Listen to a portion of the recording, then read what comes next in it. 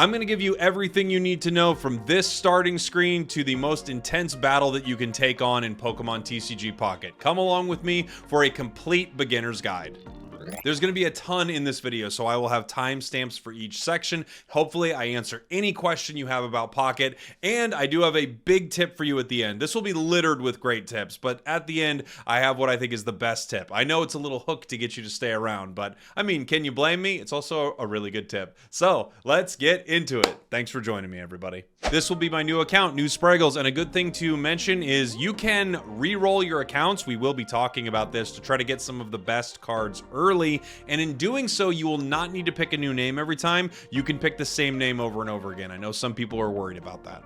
As crazy as it sounds, your first booster pack actually means a lot in TCG Pocket. Let me get into it here with you really quick, because this will essentially be picking an EX Pokemon for you and a starter Pokemon. So, which first pack should you choose? If you pick Charizard, you will get Executor EX and a Charmander Full Art from your first Wonder pick. If you pick Pikachu, you will get Arcanine EX and a Full Art Squirtle, my absolute favorite Pokemon. And if you pick Mewtwo, you will get Marowak EX and Bulbasaur. You will also get 3 different beginner decks that they give you. If you pick the Charizard pack, you get a beginner Pinsir deck, while Pikachu will give you a Rapidash deck, and Mewtwo will give you a Sandslash deck. It feels like Charizard and Mewtwo combo best with the beginner deck they give you, because you get Executor with Charmander and you get the Marowak with Mewtwo, but really this is just based on your personal preference. You're not going to base your entire decision on the game on this. However, if there's one you really want, I would go for it early. I would say meta-wise, both Marowak and Executor are better than Arcanine. Arcanine doesn't seem to be as good, but again, these are just beginner decisions that you'll make. For this video, I will pick Mewtwo. Your first pack is going to be set up exactly this way to give you Marowak EX. When you pick this, you will get this every time, and you will get the Wonder pick every time. I'll show you that here in a minute. We'll talk more about packs and Wonder picks as well. Fun thing is, many different times in the game, you can fan your cards, whether you're opening packs or registering them to your Pokédex. Every time you get a new card that you don't yet have in a set, this first set being Genetic Apex, you will register them to your decks. Go ahead and swipe up and start filling that out. There are bonuses you get for accumulating a number of cards, as well as bonuses you get for completing specific sections in Genetic Apex, as well as acquiring the entire base collection. Many different cards have different effects. So a 4-diamond card right here has what's called a parallax effect, or when you move it around, you can see different parts of the image pop out. There are, of course, some really cool cards that I'm sure you've probably seen. There are your 1-star, 2-star, 3-star rare cards, as well as your crown rare cards, each one having different effects. Once your pack stamina recovers, you will be able to open a booster pack. You can choose one of any of the 3 available booster packs here in Genetic Apex. There will be more sets coming, but for now we have these 3 packs, and they do offer different Pokemon inside each one, as well as a base set of Pokemon that are in all of the packs. You are able to choose any pack you want out of the packs listed. There is no difference in the packs that you can find. In fact, sometimes a pack will be reversed like this, which you can open from behind. You also can flip any of the packs right here over so that you could do that. There's no indication as to what kind of rarity any of these packs will be. However, they are all different packs. They all have different cards inside them that are generated the moment you go to open a pack. Really, just do whatever your heart desires. Scroll through, stop on a pack, and go ahead and open it up. You can open a pack from left to right or right to left.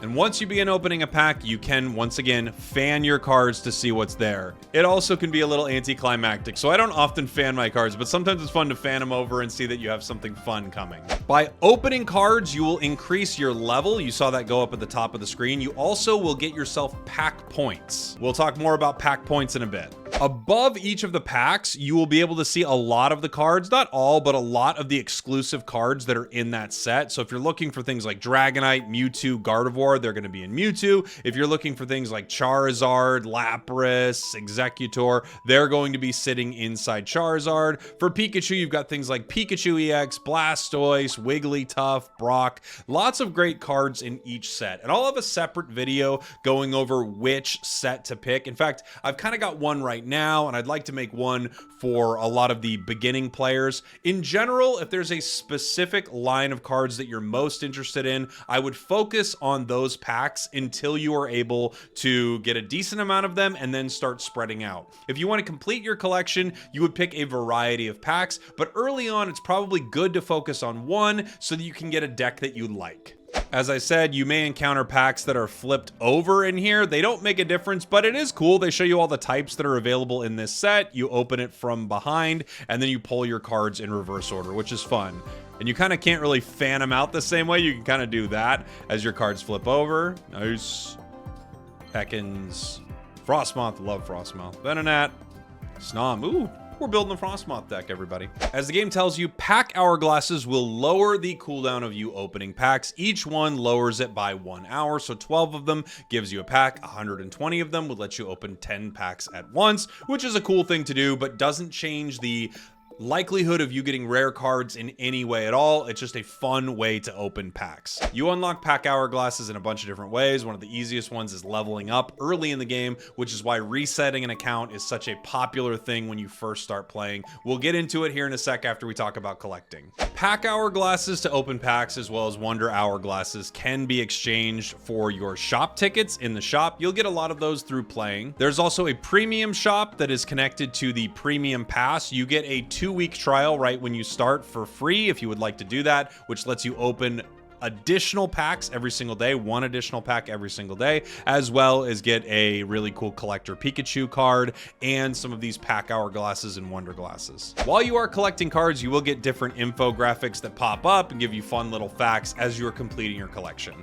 After opening packs, you can view your collection down here. When you look at your cards, you're able to scroll down and see all of the cards you have. Not only all of the cards you have, but also how many of them you have. You can sort this list by a bunch of different ways. Rarity, type, the amount of cards you have. You could see how many of something you've got. Sorting your duplicates in this fashion will give you an idea of like, oh, okay, I have multiple Frostmoths, multiple Woobats, things like that if you're looking to obtain Flair on those cards, or possibly trade, which is coming in the future. You also are able to sort it in a reverse order if you're looking for cards that you don't yet have duplicates of, and then you can figure out where you need to get them. Every single card, when you click on it, you are able to see where you can obtain this card. So, Ivysaur is pulled from the Genetic Apex Mewtwo line. If you're looking for more Ivysaurs, that's where to get it. There are also cards like this Ponyta here that just say Genetic Apex. That means no matter which pack you are opening, you have a chance to pull Ponyta. You can pinch, or you can kind of whoop, do this with your fingers so you can make it bigger. You can do woo woo so that you can see all of your cards easier, or you can sort of expand to see the cards closer up.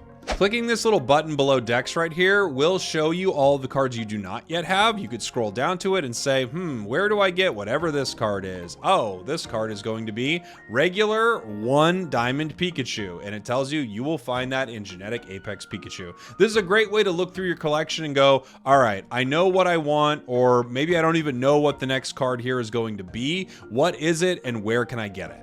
Let's talk a little bit about pack points while we're talking about collecting cards here. So pack points are what you get for opening packs. You get 5 pack points every time you open a pack, regardless of whether you get a card you have or don't have. You get 5 points every time. You can exchange them for any card in this particular set. Once a new set comes out, you'll be unlocking pack points for that set. So nothing you save from Genetic Apex will move over. You can scroll all the way through this, see every card in the game, and see the most rare things. Like, let's say that you really, really wanted this particular Pikachu EX card. You would be able to get it if you used your pack points here, 1,250 points. Also, if you wanted the absolute most rare cards in the pack, like the immersive Charizard, Pikachu, Mewtwo, or the crown rare, the even more rare Charizard, Pikachu, and Mewtwo, you could exchange pack points for it. You would need 2,500 pack points to get one of these crown rares. So you're going to need to decide, do you want to save your pack points for getting the most rare cards in the game, or do you want to use them to complete your collection? Me personally, I would save them for really rare cards that you want, but I also understand someone's thought process where they're going, no, I just really want Greninja so I can make a Greninja deck and I want to complete my collection. I'm going to spend my pack points there. It's worth noting that you have a max pack points of 2,500, so it's not like you can save up and then make some decisions. I got to 2,500 on my main account, and at some point I decided that I was going to use them to get Crown Rare Charizard. I already had Pikachu, and I thought I really would like to unlock that card. Once you have that, you are at your max and you're not generating any new points, so you might as well use it at that point. As you're looking at packs right here, you can see pulling a regular pack has a 99.95% probability, and pulling a rare pack has a 0.05% probability. A rare pack is also known as a God pack in the community. God packs look a little like this. A God pack is going to have a rare card in every single slot. In fact, some people have had insane God packs with multiple crown rares inside them. I personally have never pulled a God pack. I'm very sad about it, but if you get one, I mean, you're in for a very wonderful time because you're about to pull 5 insanely rare cards. You could see what you could get out of a rare pack here. If you were pulling a Mewtwo pack, you could get Crown Rare Mewtwo, Mewtwo EX Immersive, Venusaur, Articuno, Gengar. You could get all these different cards, and the lowest rarity you can get is a 1-star in a God pack. Again, extremely unlikely, but insanely cool when it happens. One interesting thing to note, no matter the pack you pick, you still could get a Crown Rare Char, Pika, or Mewtwo in a non-God pack version of that pack. It's very unlikely, but you can pull them. I have pulled both a Pikachu EX and Mewtwo EX Crown Rare in a regular pack. The specific immersive cards, like the immersive Mewtwo EX, the immersive Pika, the immersive Char, these are specific to their packs. So if you want that immersive Pikachu, if you want that immersive Char, you need to be pulling those packs. You also, of course, through these offering rates, can see what is inside these packs. If you're looking for Marowak EX, this is where you're going to be looking. At the bottom right here, there's the option to select other booster packs, and there are some coming. We know some dates on some of the packs that are coming to the game, but we don't know what they are yet. For now, everything is Genetic Apex, our first expansion. Oh, nice. I pulled Articuno EX, one of the cheesiest cards in the game. We got something good. Machamp EX. That sound you heard at the start of opening that pack, that means there's something in there. There are a few indicators that there's something good in there. That little sound is an indicator that something's in your pack. This is how many packs you open when you start. One thing you'll notice is I had no stars, no sounds on this one, but you could see if I fan my cards, we've got a few rare things back there. So we're gonna have to find out what we got. A Moltres EX, great for fire decks. And a Machamp EX, great for Machamp decks. Leveling up not only will unlock new things in the game, like right when you start unlocking wonder picks and unlocking battles and binders and things like that, but it will also give you valuable rewards to let you unlock more packs. The first wonder pick you do will guarantee that you get that full art card. No matter where you go, you will pull that full art, right? So I picked the Mewtwo, therefore I get this Bulbasaur every time.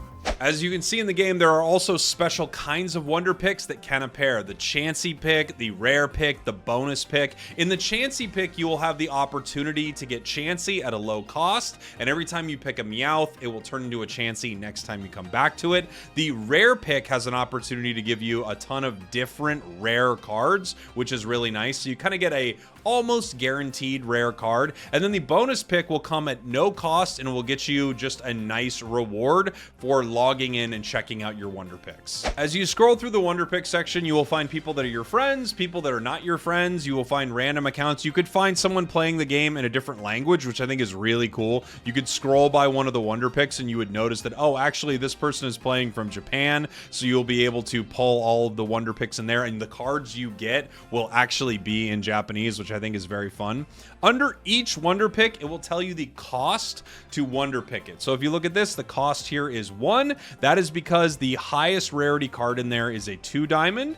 If you find a wonder pick with a higher rarity card, it will cost you more. For instance, we have a 4 diamond Blastoise EX in here. That will cost you 3. Whereas finding a wonder pick like this with a 3 diamond inside will cost you 2. In general, you want to at least do a wonder pick a day. That way your wonder pick timer is recharging. Otherwise, you just have these little wonder pick hearts build up and you can't use them for anything.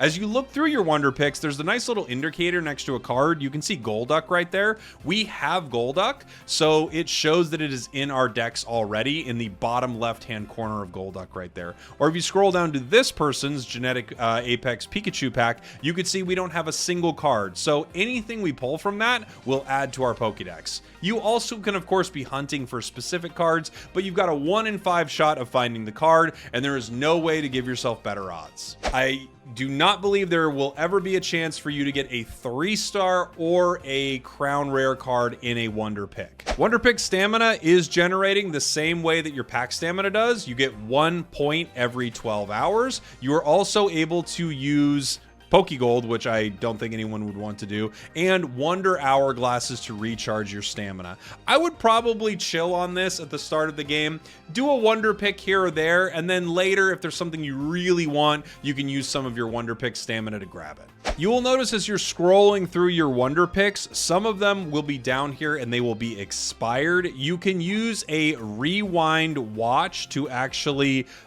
pull this out from being expired and have an opportunity to pick at it again. That being said, it's again still a lottery, so even if you find one with the perfect Blastoise EX card that you've been looking for, it's very possible that you would not get it even if you were able to use the wonder pick. I haven't used this rewind function too much, but hey, if there's something cool there, go for it.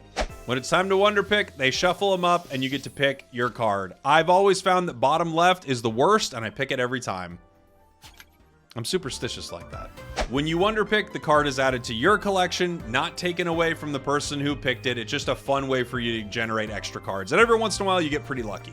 As I talked about a little earlier, there will be special missions for wonder picks and special wonder pick events. So I would always have a little stamina on deck, just seeing what those are looking like for the week or whatever that rotation is going to be. I'll talk about more stuff like that on this channel as they start getting added into the game. But in general, wonder pick is just kind of a fun system. You might get something cool, you might not. Every once in a while, I pull a really cool card from it, and a lot of the time you just get not what you were looking for. After wonder picking, you could send this person a friend request to add them to your friends list, or you could send them a thanks. I recommend just sending a thanks to everyone for everything. They get extra shot points, people will send thanks to you. Just make the world a better place and send the thanks around.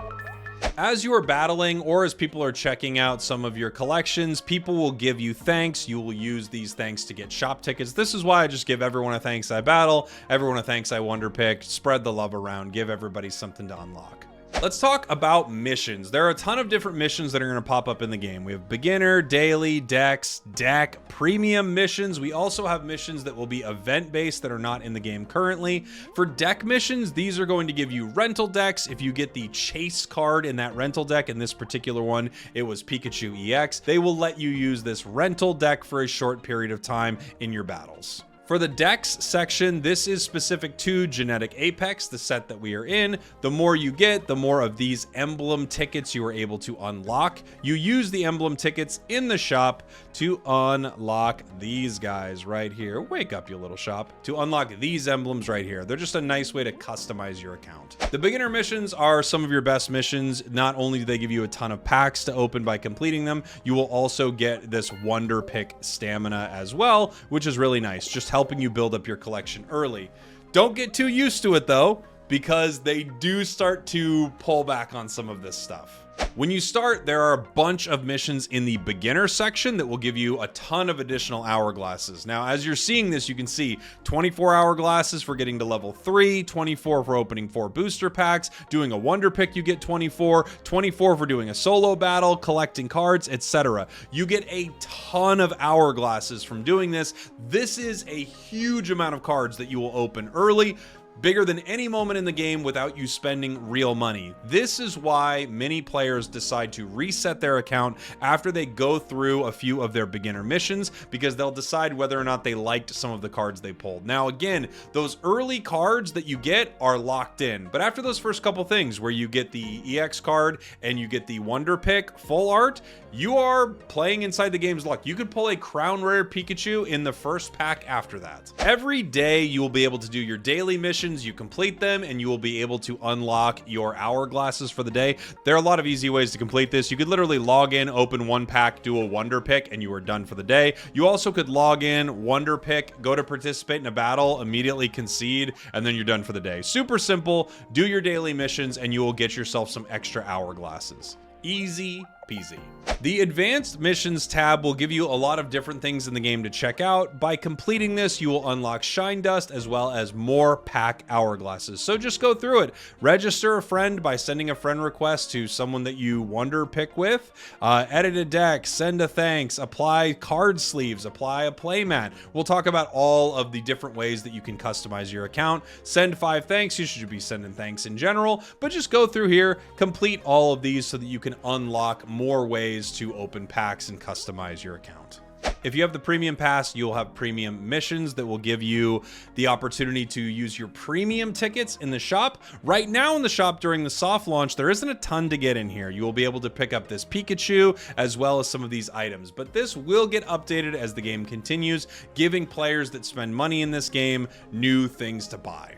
So through all of our beginner missions, doing the battle mission, as well as just opening packs, we've opened a bunch of packs early in the game. In fact, we have opened 20 packs. The reason a lot of people decide whether or not to reset their account at this point is because you will not open 20 packs for a little while, right? If you were playing this game completely free to play, that will take you 10 days to open those packs just using the in-game version of resetting the packs through the timer. So if you are looking to get a great collection early, this is the point where I would say consider resetting your account. If you want nothing to do with that, fair enough, move on. Let's talk a little bit about resetting right now. One thing you're going to want to try to do is decide whether or not you got what you were looking for out of those first 20 packs. Again, resetting the account does not take long. You'll probably be able to cruise through these missions and everything you need to do in about 15-20 minutes. So if you really don't like your first draw in the game, you can give it another shot. I know a lot of people spend a few hours when they first start the game just seeing if they can get a good reset. I have to be honest, looking at my cards right here, I think we got a pretty bad start. We did not get a lot of what I would be looking for.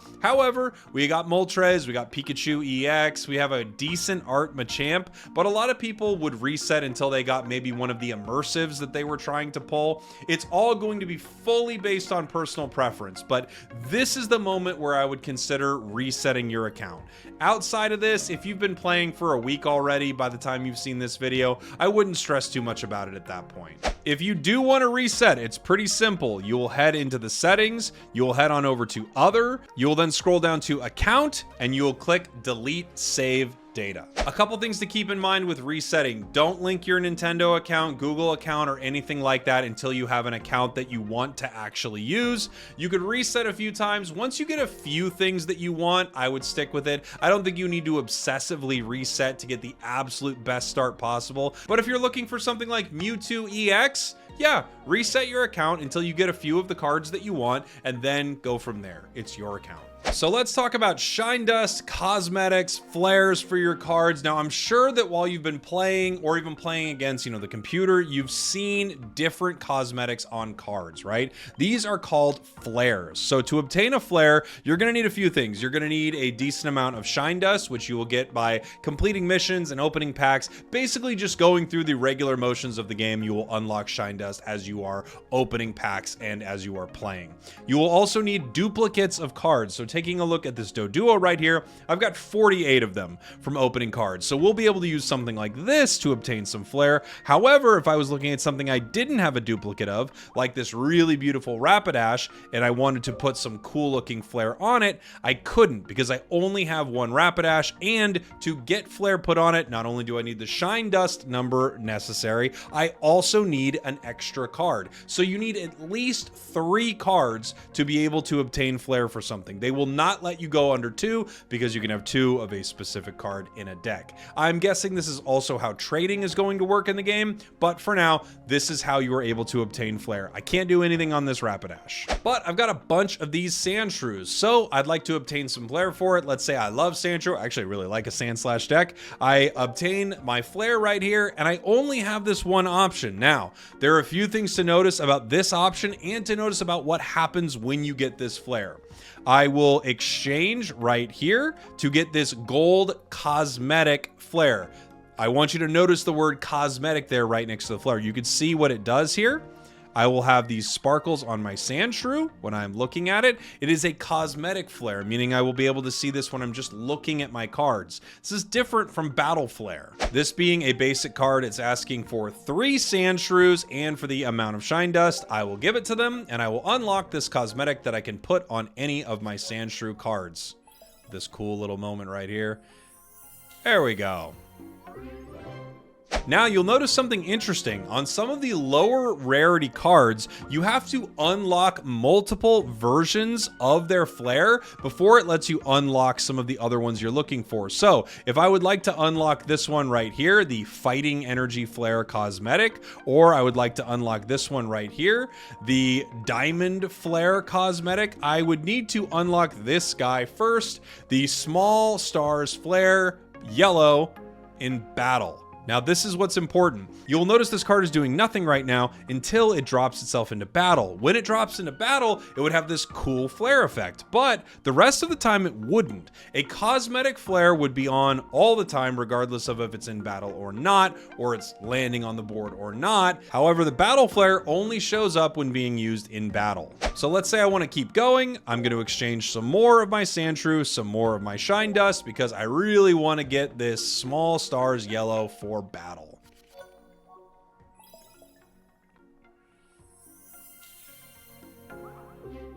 Beautiful.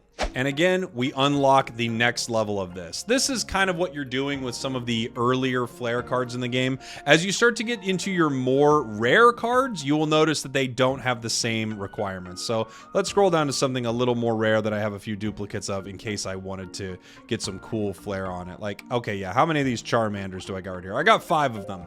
If I look to obtain Flair on this, I actually have the option to pick any of these here. I don't need to buy one of them first to unlock them. I think they recognize that while you could imagine a reality where people would have to sacrifice multiple cards, it's a little cringe to have to sacrifice multiple full art cards to pick the Flair that you want. Still, notice, like something like this, Flames Flair is a battle, and a lot of these actually are battle for some of the really cool art cards I've noticed. So just notice what you're actually getting here. Some of them are battle, some are cosmetic. While we are here, I should mention that you can exchange some of your very rare cards and some Shine Dust for these bad boys right here. Special shop tickets. You can use these to buy that really like cool elite looking deck back and playmat and coin in the shop. So after you get your Flair, you will need to equip it on your Pokemon in your deck. So you'll notice that little marker in the bottom right of your cards here. That means you can attach Flair to it. Now, as you see, I only have one of this cosmetic Flair I'm able to put on this one Sandshrew. The other Sandshrew does not get that cosmetic Flair. Luckily, I unlocked the other one, so this one will have a battle Flair. And as you can see, this one, oops, I accidentally removed a Sandshrew, and now I need to re-equip the Flair. And before you say anything, yes, I agree. This is a dumb process. Now, when you look at the deck here, you can see that one of my Sandshrews has the Battle Flair. One of them has the Cosmetic Flair, which I'm not able to see here. The Cosmetic would be happening all the time. The Battle, when it is used in battle. So, important to notice, you will need a Flair for each card in your deck. You can't just have one that you put on all of them. I hope that in the future they have an option that just says like flare that deck up and you would have it flared up all the time. As you can see, I have it equipped on my Professor's Research here, but if I head into my Blaine deck and I take a look at it, my Professor's Research here does not have it equipped. I would need to equip it for each individual deck. One of the cool things about this, in theory, would be you would be able to have specific looking decks and specific flair on each one. One of the annoying things is, well, all of what you've just seen. It's an annoying process. I'm not gonna lie, I don't think it's good.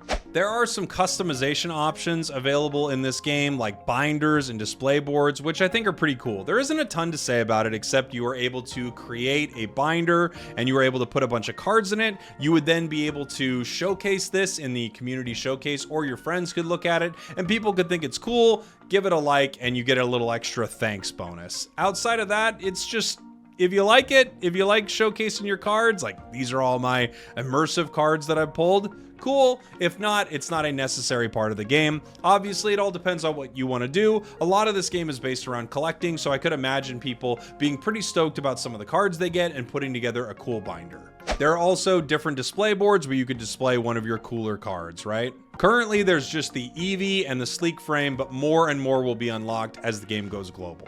In the game's social hub, it will have trading very soon. You also can add people to your friends list, and you can take a look at some of the cool stuff the community has showcased. For instance, right here, Roman has showed his collection. I think Roman likes Charizard. And as you can see, he's got the Crown Rare, a couple of regular ones, and the Immersive right here with the Charizard background. Pretty cool, buddy. I'm gonna go ahead and give you a like. It wouldn't be a bad idea to create a display board just so your friends could throw a few extra thanks at you and you would be able to get that and use those in the shop. Speaking of the shop, let's go through all the sections right here. You're able to exchange shop tickets for things like Hourglasses, Wonder Hourglasses, as well as accessories like different covers for Genetic Apex and supporter cards. This is one of the most important things you can do. You will want to get all of these supporter cards so you can build powerful decks. So as soon as you get enough of these shop tickets, head on in here and make sure that you grab these. You also will be able to get these from missions in the battle area. We'll talk about battles here soon because there's obviously a lot to talk about. Through completing Dex missions, you will be able to unlock these emblems. There's also the special shop that we talked about a little bit during the Shine Dust section. You can grind down some of your cards to get these beautiful special shop tickets, and through that you could obtain these different accessories right here. There will also be limited timed and events section of the shop. Through completing different missions, you will be able to unlock different things in here. I'll have videos on all of the events that come to the game.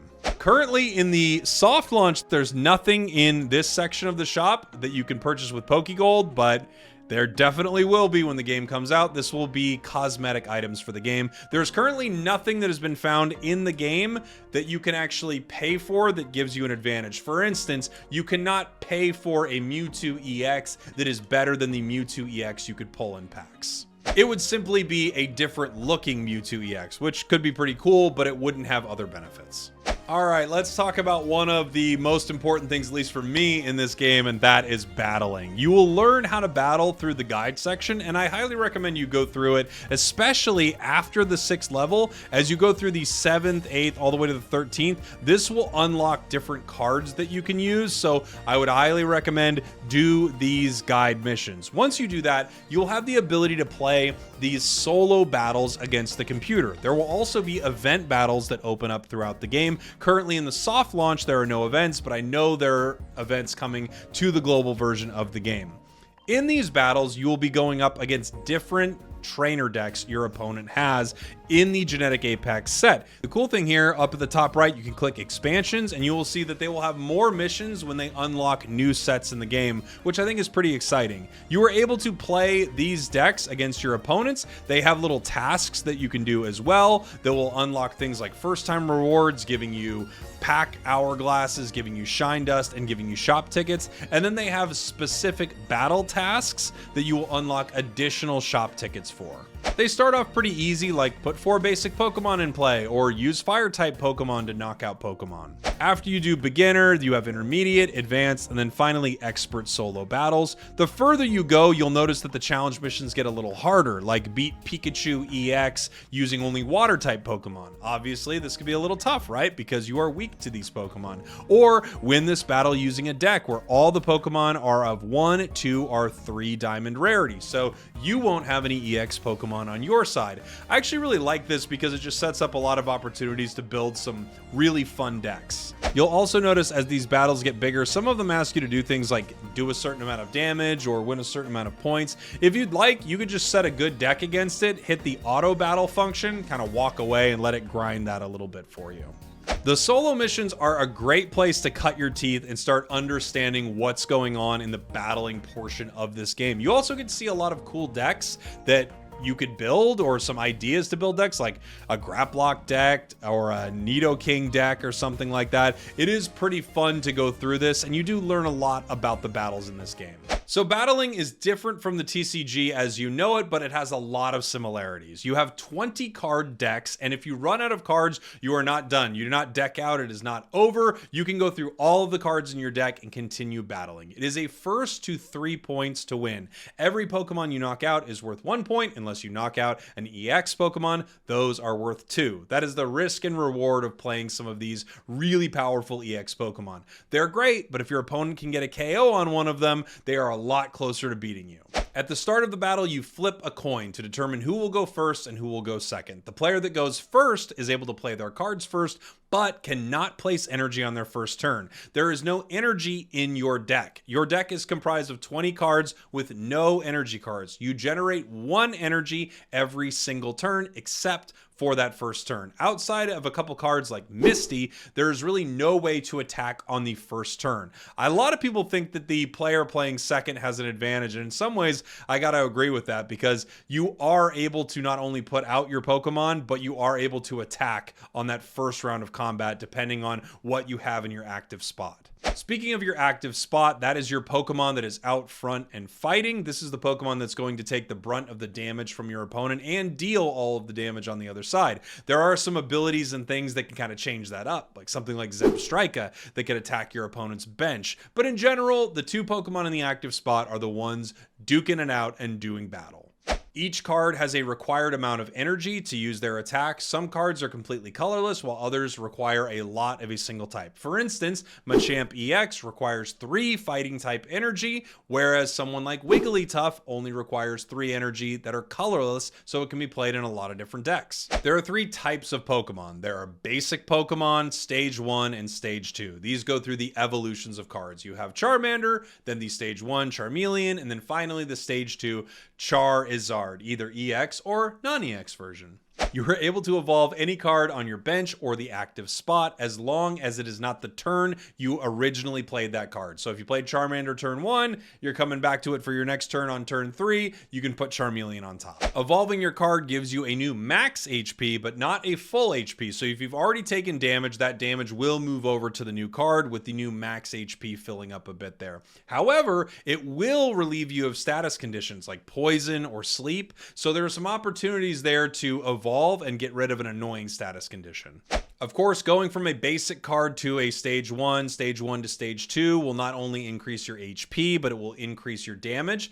At other times, it will also increase the amount of energy the card needs to attack, as well as possibly its retreat cost. Some cards' retreat costs go up, some go down. It depends. It's completely based on the individual card.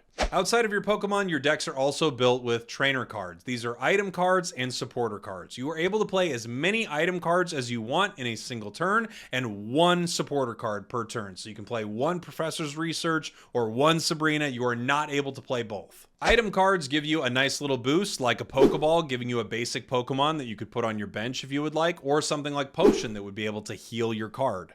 Supporter cards are really powerful cards, again, that you can only play 1 of in a turn. Professor's Research, letting you draw 2 cards. Sabrina, forcing your opponent to switch something out. Misty, well, doing ridiculous Misty things like possibly attaching an infinite number of energy to one of your cards. Supporter cards are extremely powerful, and you should definitely have a deck with plenty of trainer cards. As far as Pokemon go, you can have 2 of the same Pokemon with the same name in a deck. However, if Pokemon have a different name, you could have essentially 4 of that Pokemon. What I mean by that is you could have 2 Pikachus as well as 2 Pikachu EXs, but you couldn't have 4 Pikachu EXs in a single deck. While different rarity cards are very pretty and cool, it doesn't change the amount of those cards that you could have in a deck, but it does make your deck really fun when you finally get to pull out that immersive Charizard. Something to notice about EX Pokemon is there are plenty of them that are multiple stage evolution Pokemon, and there are a lot of them that are basic Pokemon like Mewtwo EX and Pikachu EX. These can make really powerful decks because basic Pokemon could be drawn on the first round. Every single time you start a game, you will start with at least 1 basic Pokemon in your hand, no matter what. There is no mulligan. The game requires you to start with one, and it will give you one. If your deck only has some crazy good basic Pokemon, you will get one of those to start. Of course, there are some drawbacks to this because you might not be able to power this card up fast enough, or your opponents could attack a lot faster and start dealing huge damage to your powerful EX card that you wouldn't be able to get out of combat easily. Everything in your turn can be done in any order you want except attacking. You can do anything. You can evolve your cards, play your trainer cards, do whatever you want. Use your Pokemon's individual abilities like Greninja, throwing its Water Shuriken at any member of the enemy team. But once you attack, your turn is done. That is it. It's the last thing you do on a turn. So make sure you attach that energy and use all the cards you were planning to before you decide to attack your opponent. When you're first learning the game, I think it's a good idea to have plenty of basic Pokemon in your deck that you're able to put out there just to make sure that you don't have a deck that's really hard to build up to, right? So cards like Farfetch'd and Meowth are really nice, again, especially when you're starting. They go out, they have a really good effect, or like Farfetch'd, do a lot of damage for a single energy. I'm going to talk now about a few tips for battling that I think will help you out a lot. One is retreating. I think not enough people know how to retreat cards and make sure that they don't lose an easy point to their opponents, especially if they have an EX card. A lot of the time, it's better to pull that Pokemon back to your bench so that you're able to find a way to deal damage to your opponents and not give up some of those easy prizes. Make sure you know the retreat cost of the Pokemon in play. That way you don't make any mistakes when you're attaching energy. There are times where you wouldn't need to attach energy to your benched Pokemon because they're already ready to go. Instead, you could put energy on your active Pokemon, retreat that Pokemon so that your Pokemon from the bench can attack. You can retreat and attack in the same turn. So if that Charizard on the bench is ready to go, you can retreat your Moltres, get Char in there, and wipe something out. Also, I think there's a lot of value in early aggression. You're going to see some meta decks as you start playing the battles in the game, especially against some of the random opponents out there. Until we have a ranked mode, I don't think things are going to be separated too much. So you might run into someone with a ton of cards or someone without a ton of cards. There isn't really a good way to sort of sort players right now. In fact, even when you go to random match right here and you select between beginner and trading card game player, I have not seen a difference really in the two players who join this section. In fact, it just looks like more people are currently using the beginner queue. This will probably change once the game goes global, but in general, you'll find great and bad players in both of these queues. Unlocking certain cards will give you the ability to use these rental decks in the game. You have 10 uses of them, and I think it's a cool way to kind of look at how the game builds these decks, right? For instance, this is Venusaur EX, couple of Bulbasaurs, Executes, Skiddos, one Go-Goat, Ivysaurs, an Executor, and a Venusaur EX, as well as some Rattatas and Eradicate. A lot of players like to have two of each of the cards. So for instance, this only has one Venusaur EX. I think a lot of players like to have two just so they have the opportunity to draw it. But again, this is a version of this deck. You can see how the computer thinks you should build it. Lots of basic Pokemon and a few really solid trainers here like Pokeballs, Professor's Research, and Erica. Let's talk about some of the basics of deck building, and this will help you out a lot, I think. You are able to store 15 decks at any given time. You can name them whatever you want. You can put little cool coins in them, especially once the game goes global. There will be different options for that. Let me just start a brand new deck for you right here. So building a new deck when you first start, if you'd like, you could have the game auto build you a deck inside here. Just say, I want to build a dragon deck, please make it for me. And the game will put that together for you right here. This is a Dragonite deck with Spearow and Fearow and Porygon inside of it. Fine, they usually don't make too many terrible decisions, but the more you play, the better you'll get at building decks. Let's talk about a few of the things that you kind of want in every deck. There are a ton of good supporter cards, but I think there are 4 that are pretty non-negotiable. Maybe with a few specific decks, no, but I'll show you them right now. Professor's Research is a non-negotiable card, I would say. You only have 20 cards in your deck, and not pulling something you need is absolutely devastating. Professor's Research gives you the ability to draw 2 cards. It is unbelievably valuable. You also have Pokeball. Pokeball is one of the best cards. You get a random basic Pokemon, I should stress this, basic Pokemon from your deck into your hand. The nice thing about this is if you're running, a deck with EX Pokemon that are basics like Mewtwo EX, Pikachu EX, you're easily able to get them. Also, the way you play Pokeball and Professor's Research would depend on what you need. If you're really looking to pull a basic Pokemon, you could play Professor's Research first and then Pokeball, guaranteeing a higher chance of getting a basic. Or if you want to grab a basic and then grab some other cards that you need, you would play Pokeball first, then Professor's Research. This way there is one less basic in your deck. As you can see, we have them up here in our deck. These are kind of the 4 non-negotiable cards in any deck. There are a lot of other great trainer cards, a lot of great items that I think can go in lots of decks, but these ones are almost impossible to not have in your deck. At least you could, but they're just so incredibly good. Let's talk about the rest of the items here. Potion is a great card. Healing 20 damage to your Pokemon, especially early, keeps it in a position where your opponents might try to put pressure on it, but you're able to stop that. You also, of course, can use this to get out of situations where, ooh, they'd be able to KO me with this next Mewtwo attack, but not if my Venusaur was able to heal. X-Speed is an amazing card. It lowers the retreat cost of your active Pokemon by 1. If you have 2 in your deck, you could play this and lower it by 2. There are a lot of times where you're going to need to retreat your Pokemon, bring something in that can either take a hit or deal a ton of damage, and X-Speed helps you do that. Hand Scope is a little less useful, I would say, given that we have 20 card decks, and once you start playing, you're going to start to understand what they probably have. This card isn't as valuable, but it does tell you a lot about where they are at in their progression, right? Whether or not they have that Charizard in their hand or if they're still looking for it. This also combos pretty well with Red Card. Red Card's really interesting. You take your opponent's hand, you make them shuffle it back into their deck, and then they draw 3 cards. Now, if they've got 8 cards in their hand, this could be pretty valuable. At the same time, there are times where opponents have red carded me, and it's been exactly what I needed. I didn't have anything I was looking for in my hand.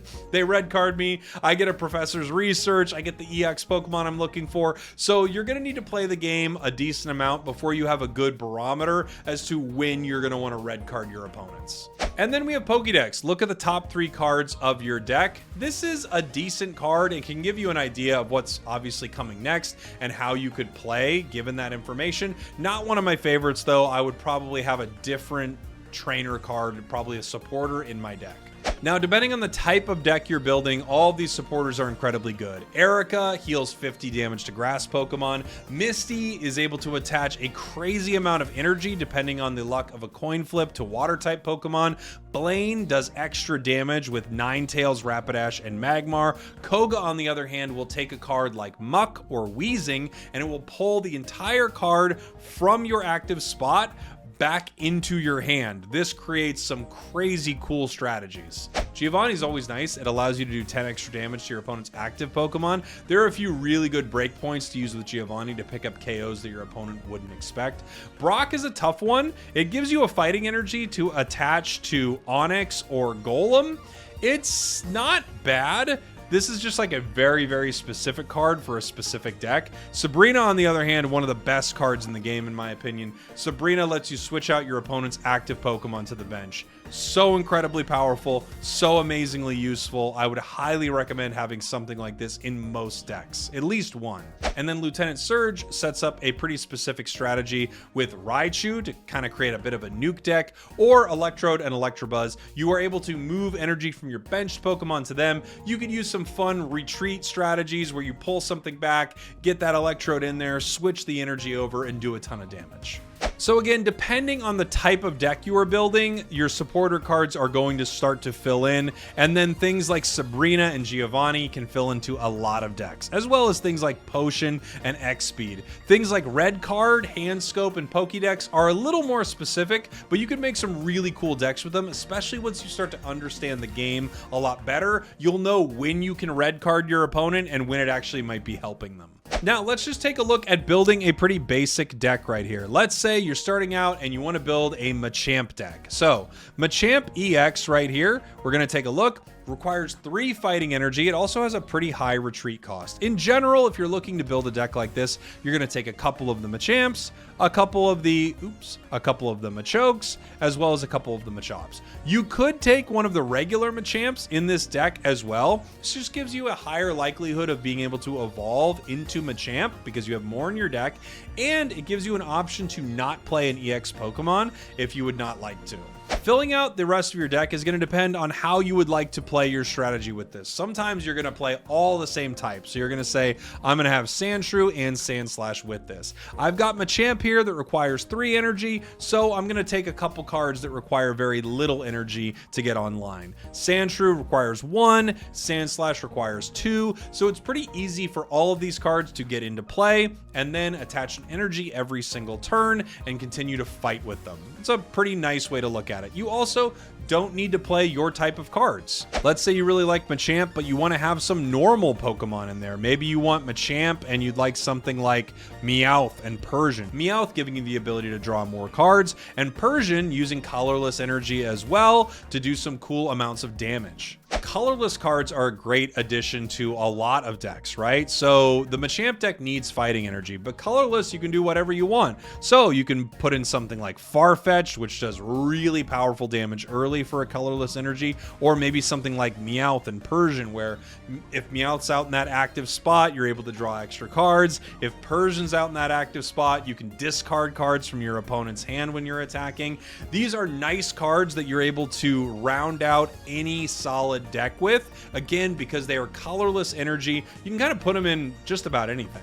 So now you're looking at your deck, you've got a couple of Machops, you got a couple of Meowths, you've only got 4 basic Pokemon. I could see a reality where you say, I want a couple more, and you put in a few Farfetch'd. Then at this point, you're getting pretty heavy on Pokemon in your deck, and you probably want to fill out the rest of it with some of your trainer cards. There are people who play less basic Pokemon, more trainers. There are other people who play more basic Pokemon, less trainers. It's all going to depend on personal preference. If you have less basic Pokemon, you do increase the odds of just kind of pulling nothing good and losing because you only pulled 1 Machop, you couldn't seem to find anything in your deck, you pulled like Machop, a couple of Machamp EXs, you never got the Machoke, you never got your Professor's Research. It happens more than you think, so I do think a good amount of basic Pokemon help. Something that you can also build your deck for is shoring up your weaknesses or looking to fight specific decks, right? So if I'm playing this Machamp deck, I'm not going to be too excited when I see something like Mewtwo on the other side. So I could put other cards in my deck that play well into Mewtwo, and then I also could just go full in to this fighting type. Once you have your cards picked out, you're able to switch your deck box to something that you want it to look like. You can change your coin to look different. You can change your play mats to look different. And again, a lot more deck backs and play mats and things like that are going to be available when the game launches globally. And some of them are really pretty, and a lot of them you would have to pay for. These cosmetics will be premium things that you buy.